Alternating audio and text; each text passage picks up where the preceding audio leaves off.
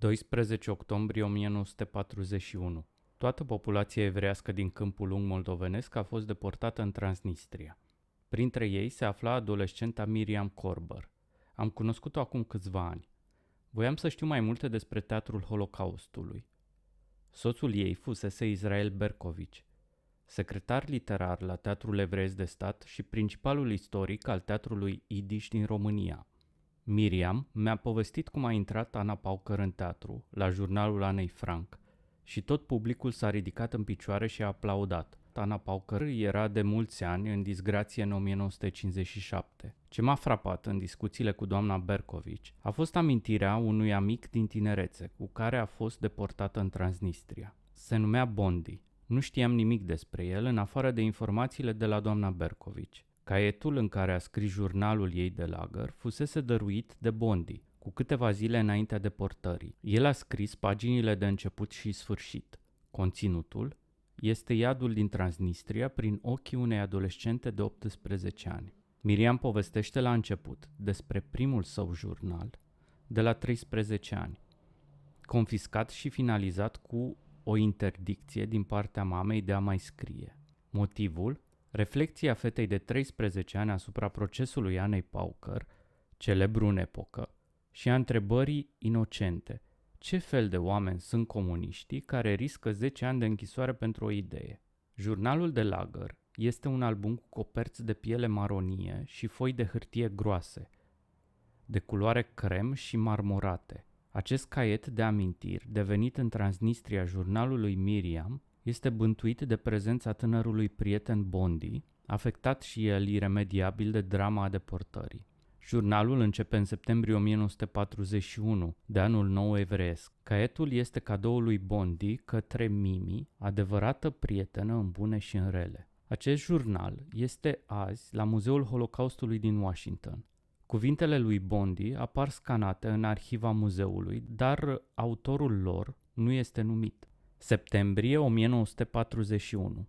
E o fericire nespusă să ai pe cineva care să împartă cu tine și binele și răul, în fața căruia să-ți poți oricând ușura sufletul, care să se gândească cu duioșie la tine și față de care să nu existe nici minciunile și nici vanitățile inerente dragostei. O asemenea fericire mi-ai hărăzit-o tu mie, reușind să fii o prietenă atât de perfectă încât aș îndrăzni să spun că prietenia noastră este sublimă. Nu voi uita niciodată acele minunate după-amieze ale iernii trecute, când ore întregi vorbeam liniștiți despre atâtea și eu doream ca după-amiază să nu se sfârșească niciodată.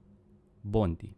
Marți, 4 noiembrie 1941, la nici 2 luni de la primirea cadoului, Miriam nota: cine și-ar fi închipuit că voi inaugura acest caiet dedicat a fi un album de poezii în această situație? Când Bondi mi l-a făcut cadou erau alte vremuri, dar acum, joi se împlinesc 4 săptămâni de când la 9:30 seara tata a venit cu această veste groaznică a evacuării. Dar nimic nu era cert. Vineri, lumea a aflat că duminică vom fi evacuați. Și așa a început febra evacuării. Plânsete, jale, împachetat, fiert, totul una în alta, fără cap și coadă. Nu ne-am dat seama ce ne așteaptă. Era un vis, așa credeam noi. Nu ne dădeam seama ce ne așteaptă. Vineri, 7 noiembrie 1941. De-abia azi încep descrierea, mai bine zis schițarea grozăviilor prin care am trecut și cine știe dacă nu ne așteaptă altele mai teribile. În prima noapte, la Atachi, am văzut ce înseamnă mizeria omenească. Am văzut oameni fără chip omenesc. Am văzut copii cu ochi umflați, picioare degerate, mânuțe neputincioase, mame cu copii morți în brațe, bătrâni, tineri înveliți în zdrențe. Erau evreii din lagărul Edineț. Sâmbătă, 8 noiembrie 1941. Cel mai trist lucru care ni s-a întâmplat era că pentru noi moartea și-a pierdut misterul. Am văzut morți, fără să clipesc din ochi. Nu mi-au făcut nicio impresie deosebită morții pe care i-am văzut în azil. Mulți au murit numai pentru că nu era cine să le dea o ceașcă de ceai. Duminică 9 noiembrie 1941. Când văd murdăria de aici, când văd nenorocirea asta, totul mi se pare un vis. Un vis urât, cel de acum sau trecutul? Totul e urât. Nu cred într-o îmbunătățire. Nu cred, dar ce voi face mai târziu? Acum mai avem ceva bani, dar apoi ne așteaptă foamea. Mereu văd înaintea mea pe cei din Edineț. Duminică 14 decembrie 1941. Nu pot vorbi. N-am răbdare să văd un om. Dar noi nu mai suntem oameni. Lumea e atât de tristă. Toți suntem oameni pierduți. Suntem toți așa de nervoși. Ce proști suntem. Ne e teamă de moarte. Dacă am muri, numai o moarte ușoară mi-aș dori și așa am scăpat de chinuri. Căci zău, așa e un chin. Luni, 15 decembrie 1941. De ce nu există oare un aparat să filmeze gândurile? Cred că ar ieși un film reușit. Repede, repede, îmi trec prin gând frânturi din trecut. Peisaje iubite, știute și uitate. Marți, 16 decembrie 1941. Azi dimineața am fost foarte nervoasă și era cât pe ce să mă cert cu ai mei. Nu e de mirare că ne certăm, căci fiecare e atât de obidit și nervos. Joi, 18 decembrie 1941. Ce mult ne deranjează lumea de aici. Când îi văd, îmi vine să turbez. Cu galoșii lor mari, cu cizmele lor enorme, intră în casă ca la ei acasă. Se așează drept în pat și spune-le ceva dacă poți. Trebuie să taci, să râzi și să mai faci și conversație. Că de nu ești mândră. Trebuie să fac un efort de voință să pot sta cu ei. Miercuri 24 decembrie 1941. La ora 1 am mâncat 2 bucăți de pâine cu marmeladă pe care mi le dăduse mama. 2 bucăți le-am dat lui Bondi, care nu mâncase nimic toată ziua. Apoi am intrat la doamna Ripple și mirare. Singură mi-a oferit un ceai și cum nu avea apă fiartă, mi-a dat ciorbă de fasole. Sâmbătă 3 ianuarie 1942. Minus 38 de grade Celsius frig. E imposibil să ieși până afară și în casă e frig că trebuie să stai cu paltonul. Ieri seară am stat în palton chiar și când am împărțit supa. Era așa de frig că nu se vedea nimic din cauza aburului. N-ar fi toate așa de rele dacă tata n-ar fi așa nervos. E atât de nervos încât mi-e teamă de o catastrofă. Mama săracă e martiră. Nu mi-e numai foame, dar mi-e dor de ceva bun. Aș mânca niște prăjituri sau ceva gras. De-am avea mâncare grasă sau cel puțin niște unt ne-ar fi mai ușor. Omul e un animal, totul e obiceiul. Ne obișnuim și cu răul, dar ne amintim când era bine și asta doare rău de tot. Miercuri 21 ianuarie 1942. Se împlinește azi un an de la rebeliune. Și atunci era rău. Credeam că nu poate fi mai rău, dar azi îmi dau seama că ar fi fost mai bine să ne fi omorât atunci pe toți, la noi în casă, decât să ne fi trimis în pustiu să murim de frig și foame. Căci acesta este scopul ce-l urmăresc, cei ce ne-au trimis aici. Ar fi fost mai uman. Luni 26 ianuarie 1942. Vânt și zăpadă în Nămeți, un viscol care îmi amintește de filmul Uraganul. Ucraina, acest cuvânt, are pentru mine azi un înțeles cu totul nou. În el e cuprins frigul, vântul crud, foamea și toată murdăria în mijlocul căreia trăim și în care ne afundăm. Sâmbătă 14 martie 1942. Chiar în 3 martie, de Purim, am petrecut foarte bine. Chiar mi-e rușine să spun ce bine am petrecut. Au venit cei câțiva cunoscuți pe care îi avem în Giurin și cum era ziua onomastică a Lidei, l-am chemat și pe Hollinger cu acordeonul și au dansat până târziu, până după orele 11:30. Tot săptămâna trecută am trecut printr-o sperietură grozavă și în Giurin a început epidemia de tifos exantematic și celălalt tifos, așa că fiecare are veșnic în față spectrul bolii. Mi se pare totul imposibil și totuși cei mai buni mor și mor atâția. Până când? Până când vom putea rezista valului care ne duce spre moarte, mai ales noi, care până acum n-am primit nicio scrisoare și niciun ban de la ai noștri. Până când? Dar e o liniște, ca înainte de furtună, că stăm ca pe un vulcan care poate erupe din minut în minut. Joi, 19 martie 1942. În zadar încerc să râd, să mă mint. În zadar îmi spun că nu e timpul pierdut în școala asta grea prin care trecem cu toții, că voi mai avea timp, chiar peste 2 ani, să învăț mai departe. Chiar dacă vom scăpa cu viața, vom fi oameni stinși, vom fi niște lumânări arse, prea slab ca să putem reîncepe de acolo de unde am întrerupt. Zilele trec toate la fel, fără nicio schimbare. Ce așteptăm oare? Ce ne mai poate salva? Ne mințim doar că poate primăvara ne va aduce schimbarea mult așteptată. Dar cine știe ce ne va aduce? Sâmbătă, 11 aprilie 1942. Ieri a fost o zi adevărată de primăvară. Cer albastru alb, năurași ușori albi, diafani, soare ușor căldicel, vânt plăcut de primăvară. M-am plimbat aproape 3 ceasuri. Eram atât de obosită când m-am întors, ca și copiii cei mici pe care îi scoți la soare. Îmi venea să zburd, să sar și totuși câtă durere și amărăciune mi-a adus ziua de ieri. Nu pot concepe, nu pot înțelege cum pot muri atât de ușor oamenii.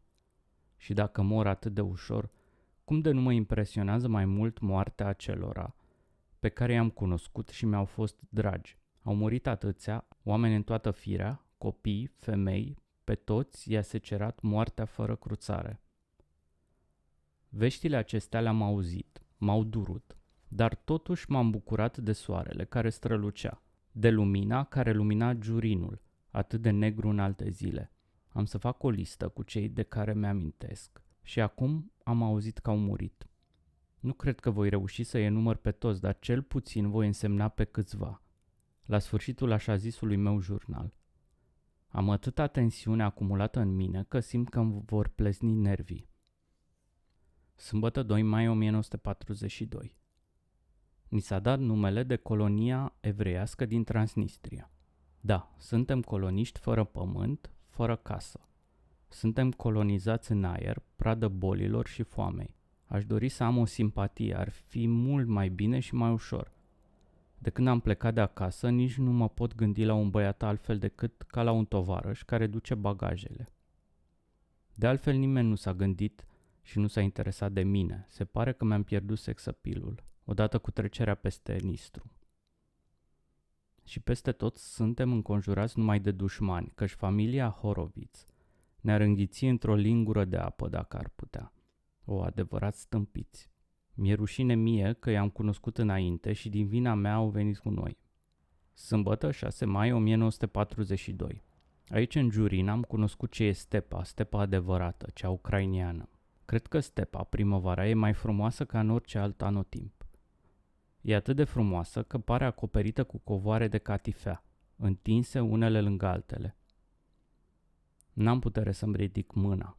Simt o slăbiciune generală, o lene de a vorbi, de a te mișca. O tristețe copleșitoare. Soarele e atât de strălucitor, atât de învăluitor, parcă m-aș scălda în lumina lui. Sâmbătă, 13 iunie 1942. Am mereu înaintea ochilor casa, munții, orașul meu. Și ce trist este când te trezești, că totul e numai fum și vis, iar realitatea e atât de groaznică. Realitatea e Giurinul murdar, cu soarele arzător și vânt usturător, cu case murdare, dar cu un cer plin de stele, ca stelele de acasă. Vineri, 26 iunie 1942. Mi se pare că nu-mi doresc nimic nou. Doresc numai să dorm. Sunt zile în care aș dori să mor, în care îmi doresc moartea, cu ardoare așa cum altădată doream să studiez medicina. Sunt zile în care doresc să ajung să văd sfârșitul acestui război, să trăiesc zile frumoase ca altădată. Dar moartea e mai bună. E liniște și pace, fără lacrimi. Aseară am avut o noapte minunată. Era așa de senin Era o lună plină argintie, palidă, dar totuși plină de viață de noapte. Cum aș mai mânca ceva bun? Tot o dorință, pe lângă celelalte dorințe pe care le am, că sunt atât de multe. În primul rând vreau să plec acasă, să scap din iadul în care mă aflu. Sâmbătă, 4 iulie 1942. Nu le este destul că au murit atâția până azi, că sute de oameni cerșesc, că alte sute postesc mai mult decât mănâncă, numai ca să nu cerșească. Nu le e destul. Vor să ne omoare pe toți. Și ce este mai ușor decât să omor evrei neputincioși? Se povestesc lucruri teribile despre felul brutal în care au fost omorâți mii de evrei în satele și orașele Ucrainei. Nu mi-aș fi închipuit că civilizația veacului al XX-lea va permite asemenea orori. Ieri, Sisi, cea voinică, a leșinat. Un leșin cum n-am văzut în viața mea. Era ca moartă, albă, fără suflare. E anemică și vlăguită, ca și tata. Am impresia că la primul efort mai serios ne ducem cu toții dracului. Jurnalul este o metodă de a calma stările de deznădejde, în perioade lungi, în care nu se întâmplă nimic. O ceartă tăcută cu sinele, cu cei din jur, cu divinitatea. Miriam Bercovici. Nu era Auschwitz, nu era lagăre de exterminare, dar simțeai că mor câte puțin. Eu am avut o perioadă, nu știam că se spune depresie, dar am avut o perioadă în care n-am vorbit în Transnistria. Pur și simplu n-am vorbit. 15 iulie 1942. Știu că e fără rost tot ce scriu. Nimeni nu va citi ce am scris aici, iar eu, dacă voi scăpa cu viața de aici, voi arunca în foc tot ce îmi va aduce aminte de timpul blestemat petrecut în Giurin. Și totuși scriu. Când vorbesc cu Bondi, mi-aduc aminte de cuvintele autorului Polgar. Rămâi mereu departe ca să-mi fii veșnic aproape. Așa a fost cu prietenia noastră. Am fost prieteni foarte buni, până ne-am cunoscut prea bine și atunci totul s-a dus dracului. Îmi pare rău pentru prietenia noastră frumoasă. Ce să vă spun? Prietenul care mi-a făcut cadou acest caiet cu coperți de pie, în Transnistria, tatăl meu s-a bătut cu tatălui. El locuia în aceeași casă cu noi și locuiau în holul de trecere. 4 oameni și tata, voind să iasă, să facă pipi afară, nu în casă, a lăsat ușa deschisă. Ăsta era fric, omul tatălui Bondi îl chema, Bondi Bogoviț, a fost profesor universitar la Timișoara după aceea, prietenul meu. S-a enervat și s-au bătut. Oamenii erau plini de nervi, plini de draci. S-au bătut. Bondi a ținut cu tatălui, eu am ținut cu tatăl meu. Ultima notă a jurnalului este scrisă de Bondi. Giurin, 30 ianuarie 1944. Dacă am inaugurat acest jurnal, e normal să-l și închei, cu toate că aceasta ți s-a părut mie ceva imposibil. Tocmai astăzi ai afirmat că orice, chiar și cea mai mare dragoste, trebuie să se sfârșească. În răstim de 2 ani, din nefericire, soarta a făcut peste mine pași de uriaș. Cunosc din viață mai mult decât aș fi trăit 100 de ani. Am reușit în acest răstimp, încetul cu încetul, să nu mai cred niciun om, pe care cândva îl consideram o ființă superioară, azi știu că este o bestie. Bondi a supraviețuit iadului din Transnistria. Copilăria sa fusese deja marcată de violența antisemită. Ei vorbeau între ei maghiară. Tatălui era învățător. Nu, pe Bondi nu l-am cunoscut decât în vara premergătoare deportării. Erau de undeva din Maramureș. În 1928 a fost o manifestație antisemită. S-a aprins o sinagogă și a ars complet. Și au plecat din Borșa, au plecat în lume. Niște evrei au venit și la Câmpul Lung. Când s-au așezat la Câmpul Lung, fiecare a făcut ce știa dintre ei.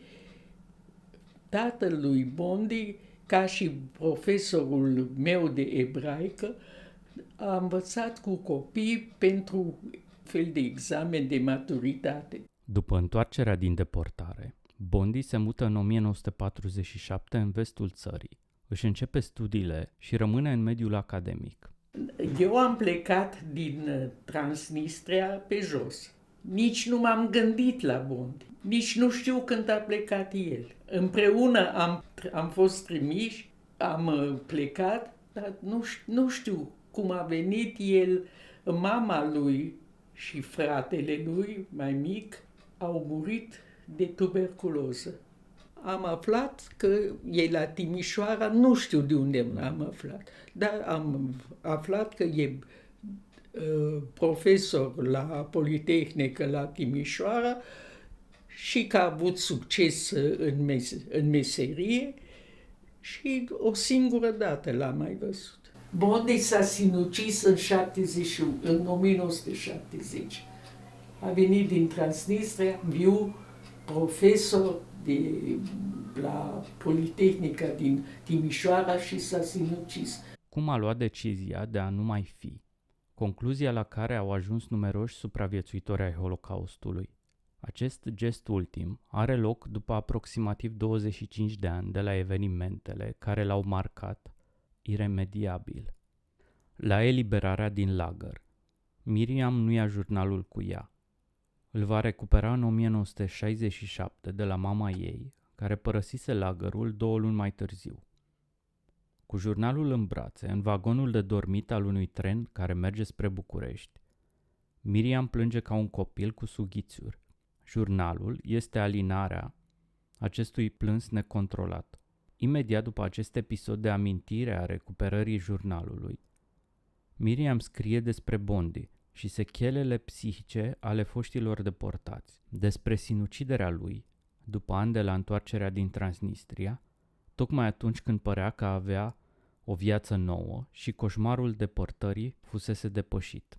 Acești oameni au fost sinuciși de societate. Frigul, frica și foametea din Transnistria i-au marcat iremediabil. Acea amintire puternică există încă în trupurile celor din urmă supraviețuitori. Miriam Bercovici îmi spunea după 80 de ani de la evenimente cum mizeria din Transnistria încă este pe corpul ei. Vorbind despre reprezentarea Holocaustului și lunga tăcere asupra Transnistriei, Miriam Bercovici mi-a explicat cum a simțit lipsa unui discurs public timp de decenii. Eu atâta pot să spun. De fapt, eram geloasă pe cei din Auschwitz. Pentru că despre ei se vorbește. Pentru că despre cei din Transnistria care au murit bucățică cu bucățică, cei din Auschwitz au lichidat problema. Cei arși, cei care au fost direct duși în cuptoare, au fost fericiți.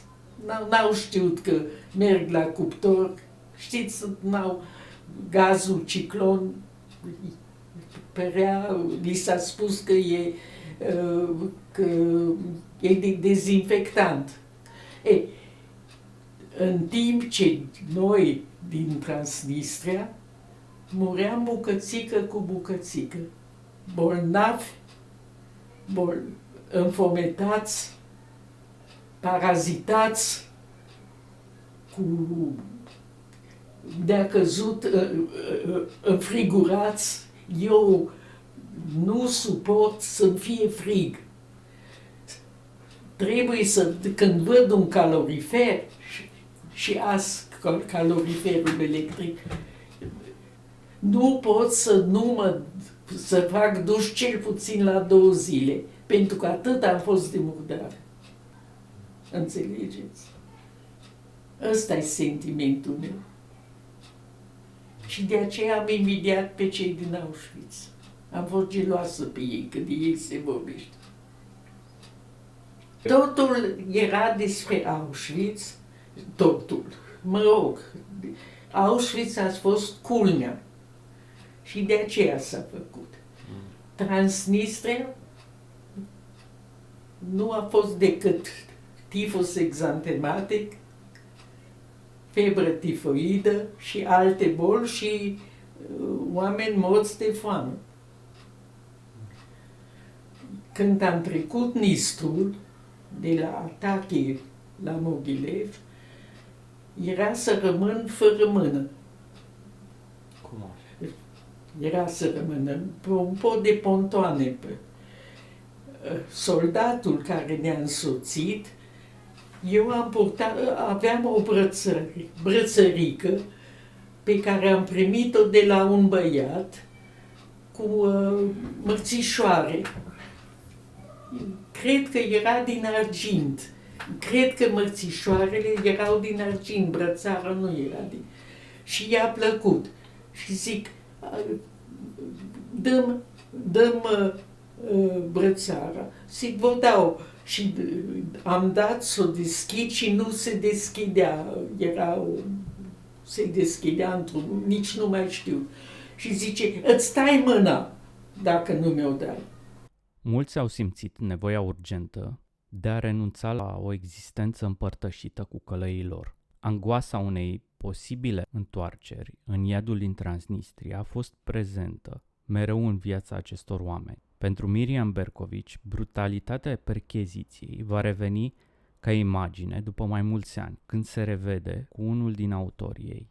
Țin minte foarte bine percheziția care s-a făcut la noi, în casă la Câmpul Lung, de către colegii mei, cu cămașă verde, colegi de liceu, prieteni, 17 ani. Și i-am avut colegi la facultate după aceea. N-am spus nimic de n-am... Înțelegeți? Sinuciderea poate fi văzută ca o evadare definitivă, deși inutilă, de la o nouă condamnare la moarte, o afirmare a dreptului de a muri, o ultimă libertate negativă. Cum scria Hannah Arendt, nefiind liberi să ne creăm propriile vieți în lumea în care trăim, rămânem totuși liberi să renunțăm la viață și să părăsim această lume. Chinul Transnistriei este imposibil de imaginat azi, dar supraviețuitorii cunoșteau potența lui. Știau foarte bine de ce sunt în stare oamenii de lângă ei și cea mai bună preîntâmpinare era o moarte liniștită, pe care ți-o alegi singur. Walter Benjamin a luat o supradoză de medicamente pentru a scăpa de naziști. El vedea sinuciderea ca fiind eroică, o încununare finală a modernității în tărâmul patimilor. Cu toate acestea, omnipotența magică a sinuciderii asupra persecutorilor, precum și sentimentul obsesiv de negare a morții impuse, ne duce cu gândul la o proiecție a vinei iluzorii a celui persecutat și la o eliberare din chingile ei prin moartea aleasă de subiect și nu de călău. Când realitatea devine de nesuportat, ultimul act de apărare împotriva psihozei rămâne sinuciderea. Ideea aceasta este o dorință de a-l ucide pe celălalt, înainte ca el să te omoare pe tine, a-l ucide în tine, deoarece călăul este mereu prezent în mintea ta. Fantezia de a începe o nouă viață după moarte, de a o lua de la capăt, este în mod paradoxal o afirmare a vieții și a dorinței de schimbare definitivă a lumii injuste. Prin distrugerea definitivă a obiectului rău din tine, a călăului, care îți domină acum viața aceasta, lasă speranța unei supraviețuiri a sinelui și a celuilalt, și el pus în pericol. Finalul jurnalului, așa cum este scris de Bondi la eliberarea din 1944, este unul marcat de o speranță iluzorie, o speranță care nu s-a confirmat în deceniile care au urmat. Aș fi, cred, îndreptățit să te acuz pe tine că ai distrus acea minunată liniște, dar aici în exil, când am reușit să cunosc omul și viața, am învățat să nu acuz. Cred că adevărata viață este creația și numai cei care au creat ceva au dreptul să zică că trăiesc sau că au trăit. De aceea, idealul meu este să creez cândva ceva. Nu vreau să trăiesc pentru cineva, ci să creez ceva.